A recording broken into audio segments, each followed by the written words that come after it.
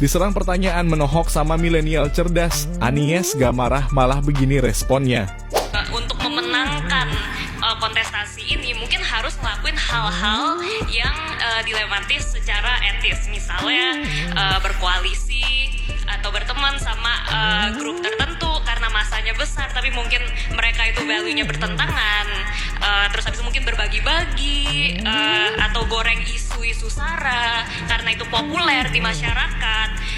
Bikin janji-janji yang wow yang masyarakat suka padahal mungkin mustahil untuk dilakuin atau tidak pernah di-plan untuk dilakuin gitu.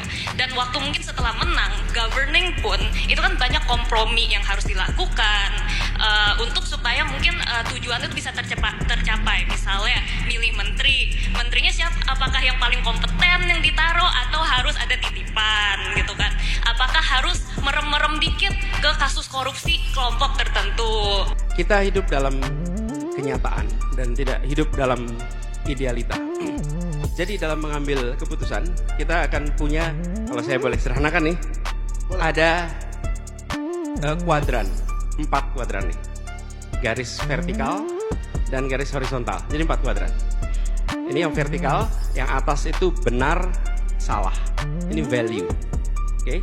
Kemudian yang horizontal itu baik, buruk. Ini konsekuensi. Okay? Kita seringkali hanya mau di satu kuadran, benar dan baik. Okay? Benar secara prinsip, baik secara konsekuensi. Dalam hidup, jangankan urus negara, suami istri aja kita akan ketemu dengan situasi nggak mungkin dalam satu kuadran itu saja, bukan? Jadi apa yang terjadi? Kita mungkin berada di kuadran kedua, mengerjakan yang benar tapi konsekuensinya tidak baik. Atau tidak boleh adalah yang di kuadran bawah nih. Sudah tidak benar, buruk pula konsekuensinya. Oke? That's life. Nah, yang baik dan benar nggak ada perdebatan. Tapi yang 2 kuadran yang diagonal ini, di situ letak judgment. Dan di situ letak leadership. Di situ letak pengalaman. Di situ letak kemauan mengambil risiko. Di situ letak kepemimpinan diuji. Oke? Nah, ketika baik dan benar saja pakai SOP, udah jadi itu pakai SOP. Kenapa? Karena baik dan benar. Nah, dalam kenyataannya tadi misalnya contoh, ketika harus berdialog dengan semua kalangan. Berdialog semua kalangan. Bahkan ketika bicara pendukung itu semua spektrum. Yang diperhatikan biasanya hanya 1-2, padahal spektrum pendukung itu banyak. Nah, ketika bertugas, apa yang dikerjakan? Bertugas bukan bergantung yang mendukung. Bertugas bekerja berdasarkan prinsip keadilan, kepentingan umum, akal sehat, sains, dan aturan perundangan. Itulah prinsip dalam mengambil keputusan. Dan itu yang kami gunakan. Nanti akan ketemu situasi. Harus ada aspirasi ABC untuk posisi menteri, untuk posisi kepala ini, kepala itu. Betul? Kita nanti akan ngadepin dilema tadi. Nah, dilema tadi itu dijelaskan, dikomunikasikan, dan dibuatkan kriteria sehingga bisa menjadi parameter pengambil keputusan yang predictable.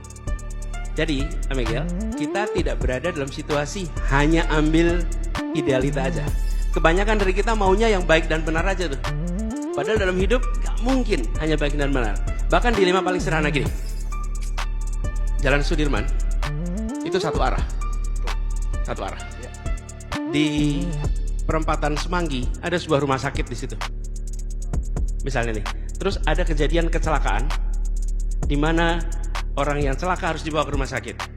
Dan jalannya itu macet, jalan berlawanan arah, itu jalan yang kosong.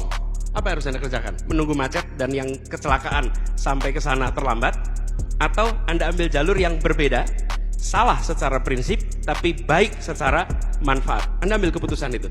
Saya ambil jalan yang melawan dengan arus karena saya mau menyelamatkan orang yang kecelakaan supaya cepat sampai ke rumah sakit. That's judgment. Ya, bagus sekali poin. Dan jangan cepat-cepat.